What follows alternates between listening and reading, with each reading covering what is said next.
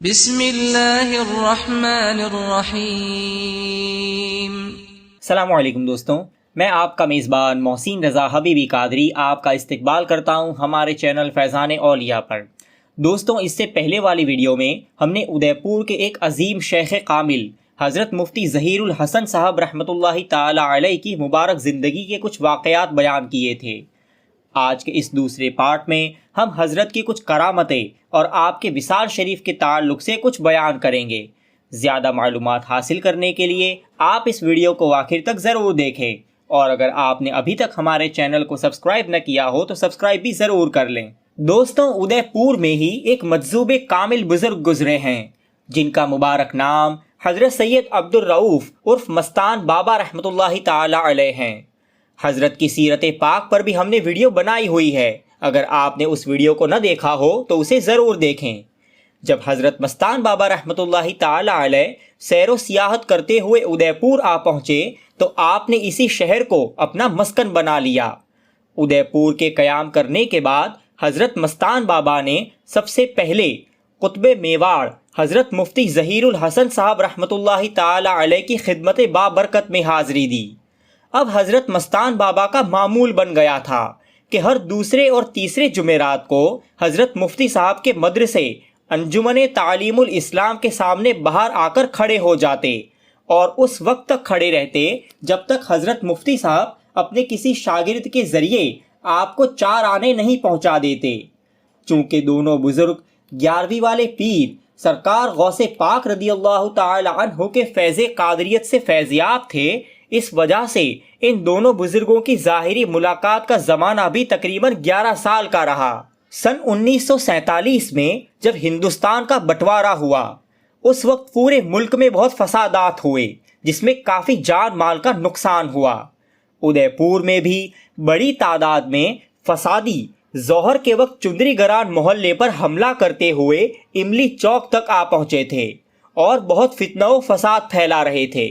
حضرت بڑے مولانا مفتی ظہیر الحسن صاحب رحمۃ اللہ تعالی علیہ نماز ظہر ادا کرنے کے بعد اپنی قیام گاہ پر تشریف لے جا رہے تھے۔ ادھر چندری گران محلے کے لوگ فسادیوں کا جم کر مقابلہ کر رہے تھے، لیکن فسادیوں کی تعداد بہت زیادہ تھی۔ حضرت مفتی صاحب کو جب اس بات کا علم ہوا تو آپ نے کچھ کنکر اور ریت اپنے ہاتھ میں لی اور کچھ دعائیں پڑھ کر ان فسادیوں کی جانب پھینک دی۔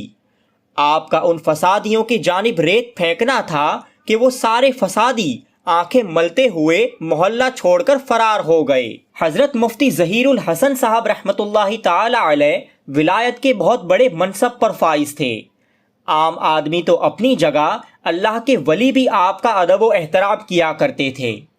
اپنے زمانے کے ایک ولی کامل حضرت بابا عبدالغنی رحمۃ اللہ تعالی علیہ جن کا مزار پاک ناتھ دوارہ میں ہے، یہ حضرت عبدالغنی بابا رحمۃ اللہ تعالی علیہ وقتاً فوقتاً ادے پور میں حضرت مفتی ظہیر الحسن صاحب سے ملاقات کے لیے حاضر ہوتے رہتے تھے اور آپ کا بہت ہی ادب و احترام کیا کرتے تھے، اور لوگوں کو بھی ہمیشہ اس بات پر آمادہ کیا کرتے تھے کہ وہ آپ کا ادب و احترام کیا کرے۔ ایک مرتبہ ادے پور کے جناب محمد حسین صاحب کے یہاں دعوت کی گئی، بہت سے لوگ اس میں شریک تھے۔ حضرت بابا عبدالغنی علیہ الرحمہ بھی اس دعوت میں موجود تھے۔ اچانک ہی حضرت بابا صاحب نے فرمایا کہ سنبھل کر بیٹھ جاؤ، وہ آ رہے ہیں۔ اب سب لوگ حیران تھے کہ کون آ رہا ہے، جن کے لیے پہلے ہی بشارت بھی دے دی گئی اور اتنے باادب ہو کر بیٹھا دیا گیا۔ ابھی چند لمحے گزرے تھے کہ حضرت مفتی ظہیر الحسن صاحب رحمۃ اللہ تعالی علیہ دعوت میں تشریف لے آئے۔ شہر ادے پور پر ایک سال ایسا بھی گزرا کہ بارش نہ ہونے کی وجہ سے لوگ قحط سالی کا شکار ہو گئے۔ جوان، بوڑھے، بچے، یہاں تک کہ جانور بھی بارش نہ ہونے کی وجہ سے پانی کے لیے پریشان تھے۔ ان حالات کو دیکھ کر مہاراణا بھوپال سنگھ کی توجہ حضرت بڑے مولانا صاحب کی طرف ہوئی۔ انہوں نے اپنے آدمیوں سے کہا کہ حضرت کے پاس جا کر میرا سلام کہو اور دعا کے لیے عرض کرو۔ چنانچہ حضرت کئی لوگوں کو لے کر گاندھی گراؤنڈ پہنچے اور وہاں نماز استسقاء ادا کی گئی۔ نماز کے بعد حضرت نے دعا کے لیے ہاتھ اٹھائے اور بارش کے لیے دعا کی۔ آپ کا دعا کرنا تھا کہ فوراً بادل امڑ آئے اور موسلا دھار بارش شروع ہو گئی۔ اللہ نے ایسی تاثیر رکھی تھی آپ کی مبارک زبان میں۔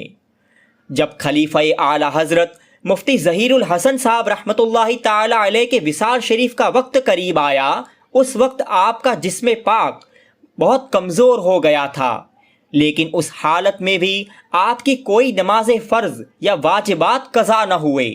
زبان پر درود پاک کا ورد جاری رہتا۔ پھر عید میلاد النبی یعنی 12 ربیع الاول شریف کے مبارک دن میں 1382 ہجری مطابق 14 اگست 1962 عیسوی کو بروز منگل آپ کا وصال پاک ہو گیا۔ آپ کا چہرہ پاک وصال شریف کے بعد بھی بہت نورانی اور با رونق نظر آ رہا تھا۔ جو بھی دیکھتا یوں ہی کہتا کہ ایسا لگ رہا ہے کہ حضرت کا وصال نہیں ہوا بلکہ ابھی آرام فرما رہے ہیں۔ آپ کی نماز جنازہ میں ہزاروں لوگوں نے شرکت کی اور آپ کا جنازہ مبارکہ کچھ علاقوں سے ہو کر آخر میں حضرت غلام رسول بابا رحمۃ اللہ تعالی علیہ کی درگاہ پر لایا گیا اور یہیں پر آپ کو دفن کیا گیا۔ حضرت کا اصل مزار شریف نیچے ہے اور اوپر مزار کا تعویذ بنا ہوا ہے۔ آپ کے وصال شریف پر مجذوب کامل حضرت مستان بابا بھی بے چین اور بے قرار ہو گئے اور انہوں نے کئی دنوں تک کھانا پینا چھوڑ دیا۔ اپنے تو اپنے، غیروں نے بھی اپنی عقیدت کا اظہار اس طرح کیا۔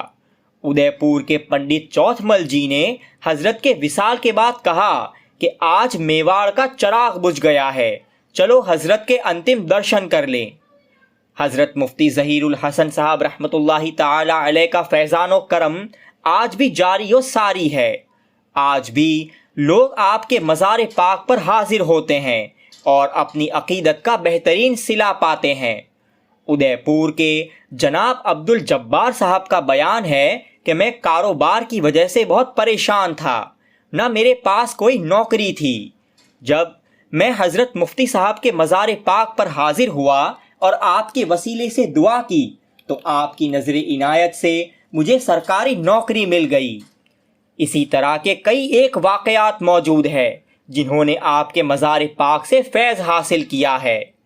حضرت کی درگاہ شریف کے ایڈریس کی لنک آپ کو نیچے ڈسکرپشن میں مل جائے گی۔ دوستوں، آپ کو یہ